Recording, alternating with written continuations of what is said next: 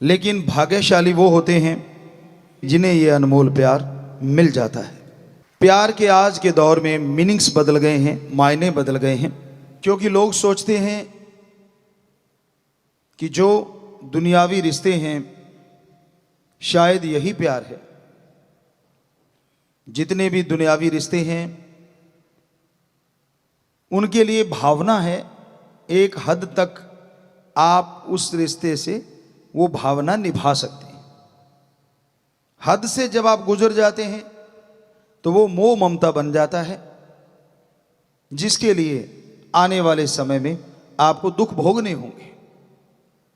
हद से ज्यादा प्यार किसी से भी कोई करता है, मालिक ना करे, उनमें से अगर कोई चला जाता है तो दूसरा रहे कैसे। हद से ज्यादा प्यार एक से करो जो कभी जाता नहीं, और वो है ओम हरि अल्लाह वाहिगुरु सतगुरु राम।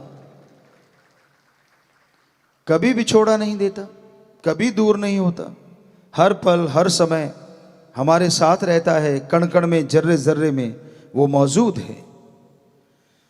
तो ऐसे परम पिता परमात्मा को अगर सच्चे दिल से याद करोगे, तड़प के याद करोगे,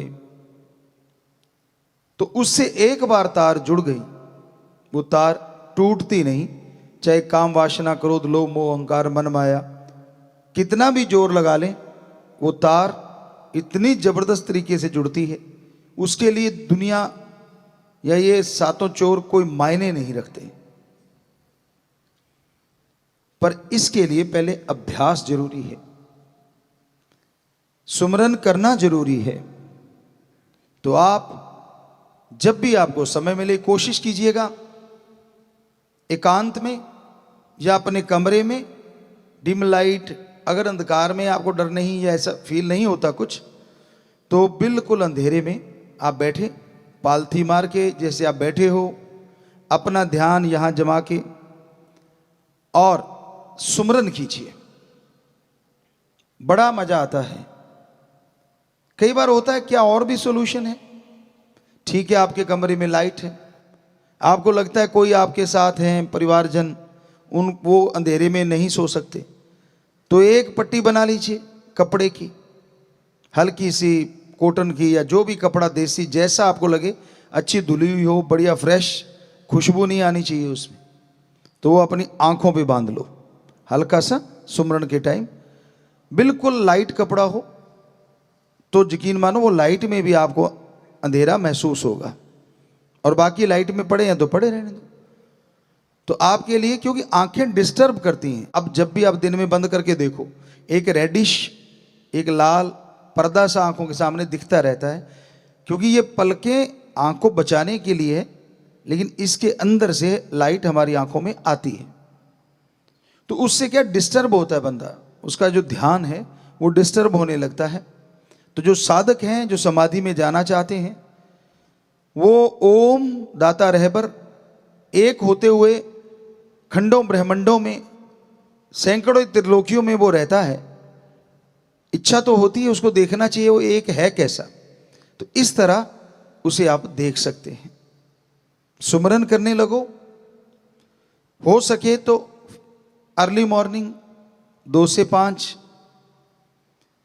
जिसे ब्रह्म मुहूर्त कहा गया है। अलग अलग धर्मों में अलग अलग नाम है। अमृत बेला, बांगे वक्त, फर्ज, गॉड्स प्रेयर टाइम, तो ये सारे अलग अलग पवित्र धर्मों में नाम दिए गए हैं सुबह के समय के। और नासा साइंस के अंदर कहता है ऑक्सीजन प्योर एंड मोर होती है, कि early morning between 2 to 5 oxygen pure and more. If you do the practical method of meditation, then your soul power awake and up upside. Soul power, आत्मिक शक्तियां आपके अंदर बहुत ज्यादा हैं। सुना होगा आपने कि संत उड़ा करते थे, उसका मतलब यह नहीं है कि वो पंख लगा के बॉडी समेत उड़ जाते थे।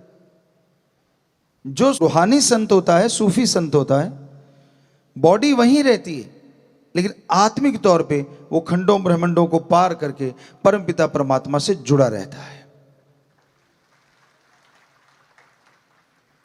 एक किसी महापुरुष की हमें बात याद आती है कि उसने कुछ मांगा अपने सदगुरु से सत्संग में बैठे बैठे और हाथों हाथ पूरा हुआ। तो उस मुर्शिद के पास जाके वो मुरीद बोला, गुरु के पास शिष्य गया और बोला, हे गुरु जी, आज मेरे साथ ऐसा हुआ